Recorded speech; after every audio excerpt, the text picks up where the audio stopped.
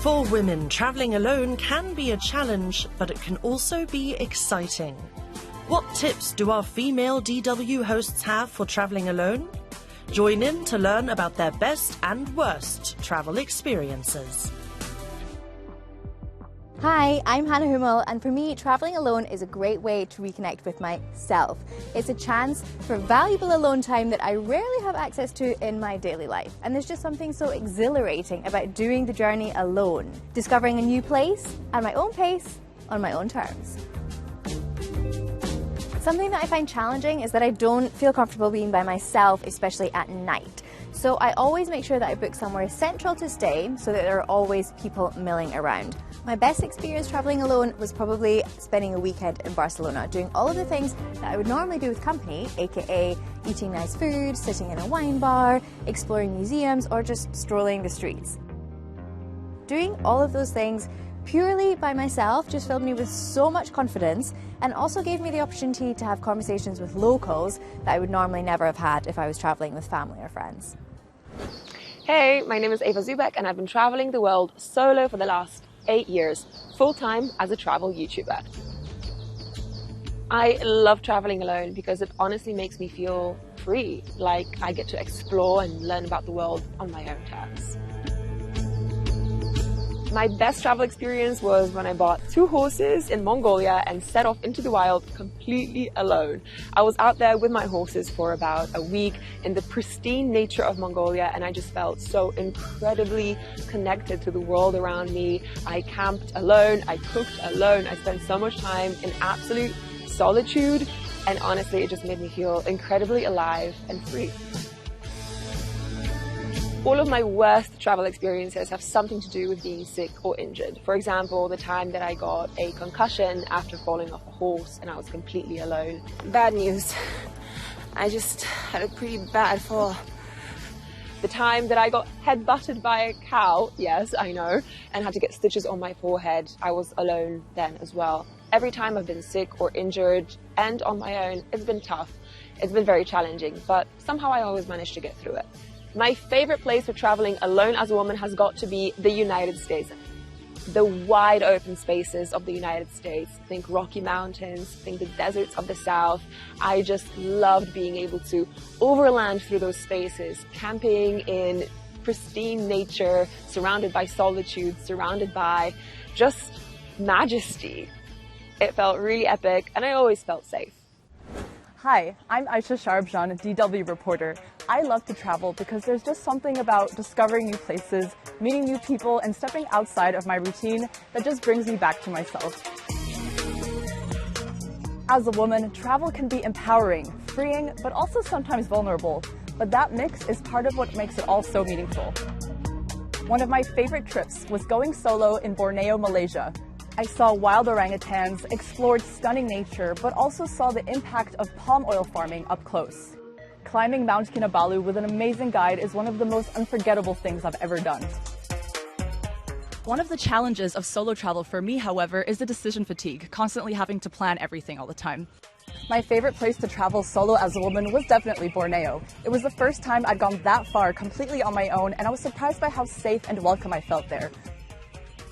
Hi, my name is Gönna Ketels. I'm a DW reporter, and to be honest, I really don't enjoy traveling by myself. But I end up having to do it quite a lot for work and sometimes also in my free time. Talking about my best experience traveling solo, that was in Namibia. And what I enjoyed about it was that I had lots of activities planned in advance, which gave my trip a lot of structure. And then I ended up meeting lots of great people along the way. Traveling solo doesn't have to mean always being by yourself. Talking about my worst travel experience by myself was actually in Sicily in December. And what you have to know is December is complete off-season in Sicily, which meant everything was deserted. And it felt almost sad. It made me feel lonely. I think my learning from that was that when you travel by yourself, you should make sure you're choosing the right season and maybe pick a place where there are other people around you. My favorite place to travel by myself is London because I know the city really well, which makes things easier. And I just love wandering in the museums and bookstores, and there's always something new to discover even though I know the city. I'm Hucal, and I'm a major fan of solo travel. I can say it's a big part of the way I travel for the last 2 decades of my life. It gives me time to connect with myself, do exactly what I want to do for a little while, and also meet many people I probably normally wouldn't meet. One of my favorite trips was probably 2 months backpacking in Bolivia and Peru. I met a lot of other women who were traveling solo, and we had some really great adventures. It might be called a solo trip, but honestly, I tend to meet way more people when I'm traveling alone than when I do if I'm traveling in a group. A downside, it can be a little bit more expensive if you want your own room or to rent a car, since you won't be sharing the cost with anyone. And also a big pet peeve of mine is when you go to a restaurant alone and they want to give you the worst table, or maybe they don't even want to seat you because you're alone and they're waiting for bigger groups. That is totally unfair. I resent that. I've had really good experiences in Southeast Asia, Thailand, Malaysia, Indonesia. People are very, very friendly. You'll meet many other travelers, great beaches, great nature. And otherwise, Italy and Greece are always on the absolute top of my list because I feel very at home in those countries.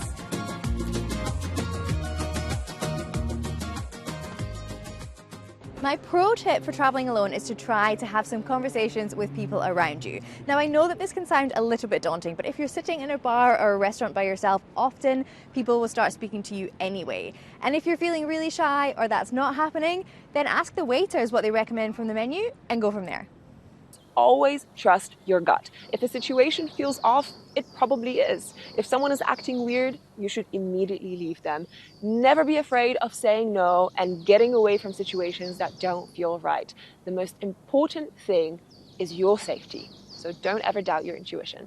I recommend staying in hostels with all female rooms for that extra sense of comfort and security. I always bring my camera when I travel by myself, because when I start feeling lonely or bored, I can just use it and it keeps me busy, and also I start noticing things in a different way, almost like if I was talking about them with a friend. A lot of women have told me that they're worried about their own safety when traveling, and honestly I feel it's not something you should be overly concerned with, or it's not something that should stop you from doing a trip alone. Don't be afraid of people. I find that people generally are good. They will help you if you need it. Just keep a positive attitude and an open mind, and you're sure to have many, many great experiences. Also, I wouldn't let a language barrier stop you from traveling. People always find a way to communicate. Those are my tips. I hope you have a very, very good solo trip. Have you ever traveled alone? Share your best tips in the comments and tell us about your adventures.